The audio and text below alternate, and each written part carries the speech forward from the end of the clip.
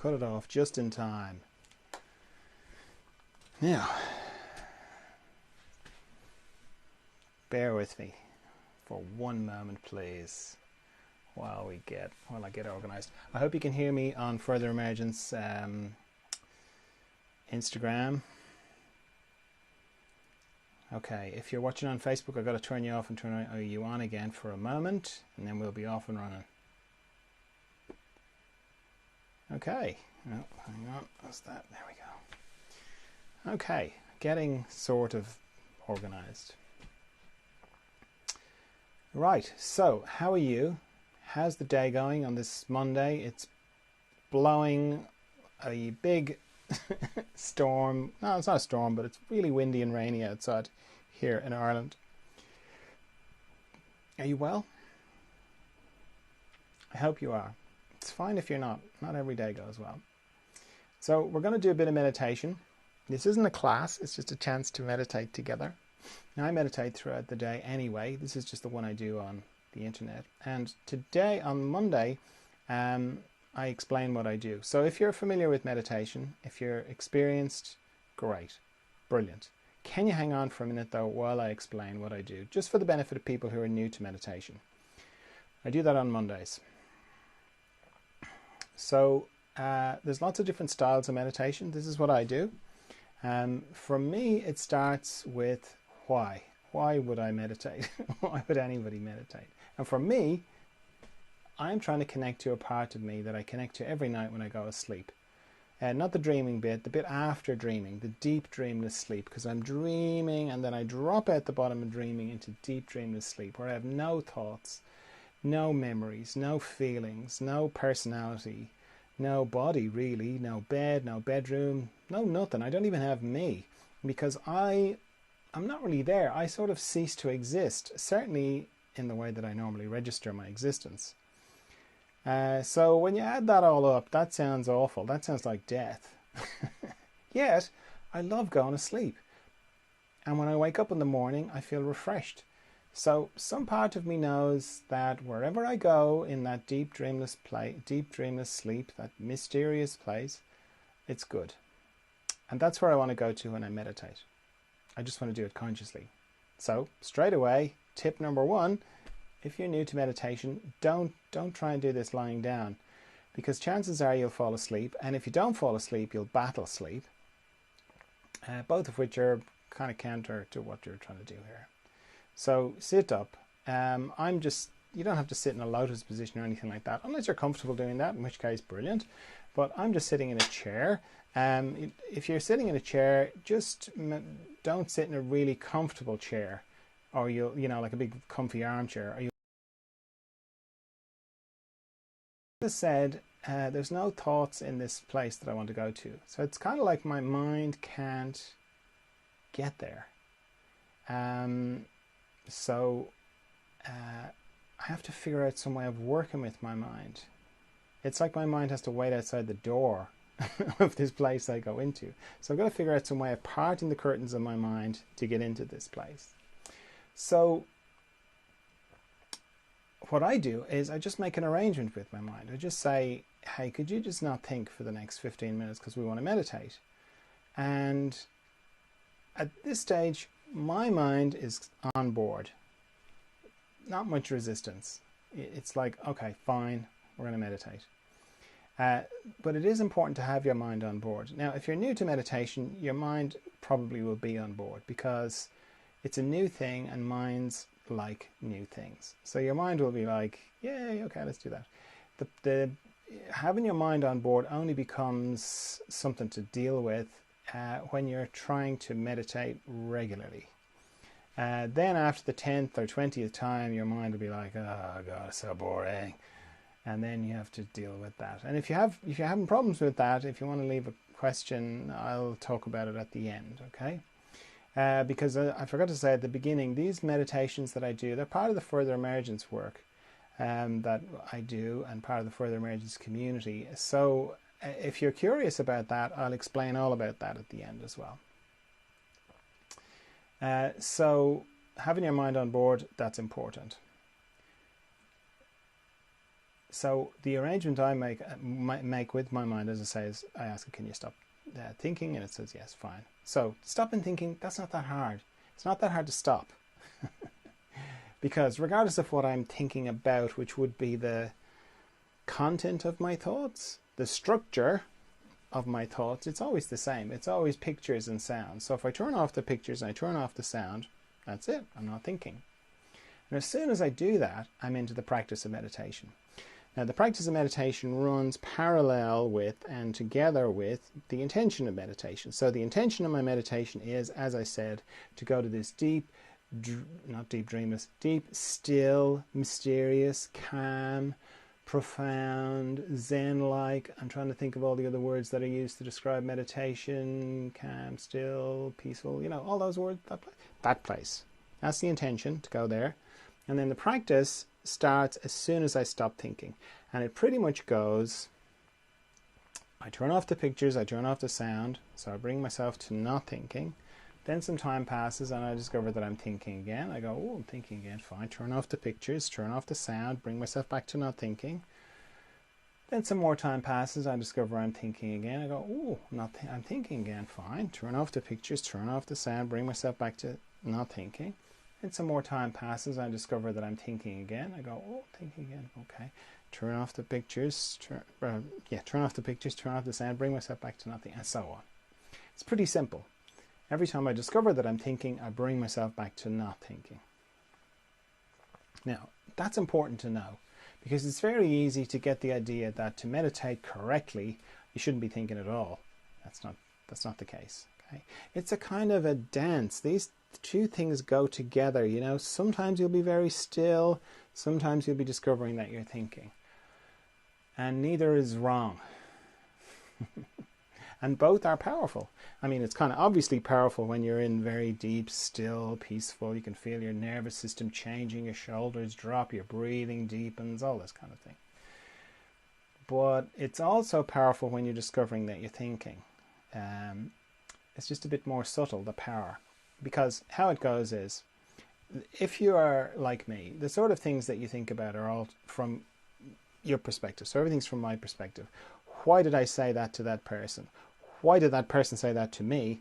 What am I going to do about that thing? What am I going to do about that other thing? And so on. Now, if I'm meditating and then I'm in the middle of one of those kind of thoughts and I go, oh, I'm thinking, turn off the pictures, turn off the sound, bring myself back to not thinking. Indirectly, what I'm saying to myself, what I'm demonstrating to myself is, you know that thought that you just had, the one that you thought was you and that you were it? Well, you just made that disappear. Just like, poof, gone. So you're obviously not that thought. In fact, you're not any of your thoughts. You're something else. And that's very powerful. And then the fact that you do that repeatedly, that's very powerful as well. So both have their place. Okay? So don't get into giving yourself a hard time if you're thinking a lot. Because the number of times that you bring yourself back from thinking, there's no right or wrong amount of times that you do that. And because it changes day to day and hour to hour. So you could meditate in the morning and only have to bring yourself back from thinking a couple of times, or 10 times or 20 times. And you might meditate in the afternoon and you might have to bring yourself back from thinking like 100 times in 15 minutes. Neither is more correct than the other. Okay, so don't add to your thinking by thinking that you're meditating incorrectly. The golden rule is every time you discover that you're thinking, you bring yourself back to not thinking. If you do that, you're doing it right. Now, while all that's going on, I'm also becoming a bit more conscious of my body. And I do that by scanning my body from my head down to my feet and back up again very slowly, very gently. And anywhere I find tension, I let it go. And I use my out breath to let it go because it's natural. It feels good to just breathe it away if I discover a bit of tension. And it's also a good way of remembering to breathe, because it's easy to hold your breath in meditation or stop breathing altogether. I know that sounds mad, but it's true. So using the out breath helps with that. And then the other thing I do is as I'm scanning my body up and down, I'm just spending a little bit more time, a little bit more focus on any structures in my body that go across or transverse in my body, because they operate a little bit like a log going across a stream. You know, it picks up all the leaves and the twigs and the branches, anything that's coming down the stream, except in my body, it's tension. So I spend a little bit more time on my eyes, my jaw, my tongue, the base of my neck, my shoulder girdle, all my joints, because they're all transverse sites as well. So my shoulders, elbows, wrists, fingers, my heart area, my respiratory diaphragm, all my intestines, my pelvic floor, my hips, my knees, my ankles, and my toes. What else? It's really helpful to have a nice quiet room when you're starting out in meditation, because as soon as you close your eyes, your hearing amplifies. And one of the things that triggers thoughts is sound, little noises. So the quieter the room, the less interruptions, the best chance you're giving your mind to not think. And then the other thing I do to help my mind with not thinking is I set a timer for how long I'm going to meditate for. So that's just one less thing for my mind to think about. So I'm going to set my timer for 15 minutes, but I'd encourage you to set yours for shorter. I'd encourage you to set yours for like 5 minutes and then repeat that 3 times, because 15 minutes is a long time if you're not used to it. Okay, so off we go into the mystery.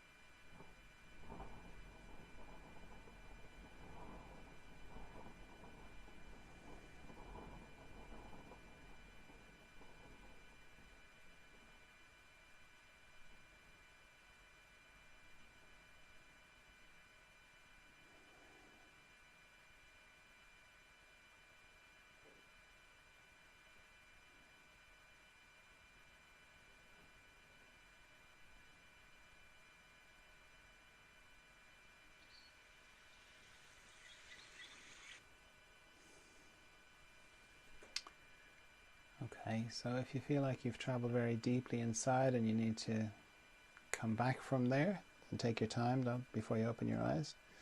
Or if you feel like you can hold the inner space and the outer space, then you can just open your eyes. And if when you do that you feel like you've lost the inner space, then you can just close your eyes again. Oh, yep, there it is again. Open them again. No, lost it again. Close, and so on. You can use your eyes like a valve to balance the inner space and the outer space. So as I said, these meditations are part of the further emergence work I do. Further emergence is to do with growth, inner growth, growth in consciousness. You could call it spiritual growth, growth in awareness, that kind of growth. Because your body stops growing pretty much when you become an adult, but you continue to grow on the inside. That continues for your whole life. And just like when you were a kid, you might have gone through periods of accelerated growth in your body, like growth spurts.